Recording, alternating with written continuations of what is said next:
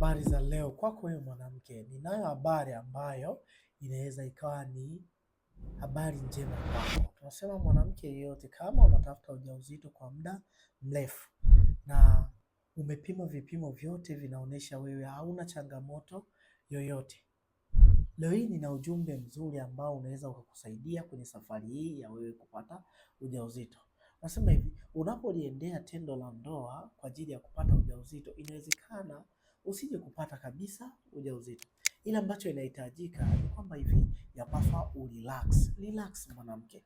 Usiwe na shauku, usiwe na mawazo yoyote, usiwe na jambo lolote ambalo jambo hilo litakupelekea wewe kuanza ujauzito kila saa. Maanake kwa kufanya hivyo utafanya hata kuvuruga homoni zako. Sawa, inawezekana mwanzo ulipima homoni zikawa sawa, itapelekea hadi wewe kupata kile kitu tunaita mimba za bibi. Yaani unapata mimba ambayo ni mimba iko kichwani ila haipo wapi? Tumboni. Kwa hiyo mimi ninachoweza kukusii kuanzia leo, wewe tulia, relax. Aliyakuwa tayari vipimo vyote vinaonyesha huna changamoto.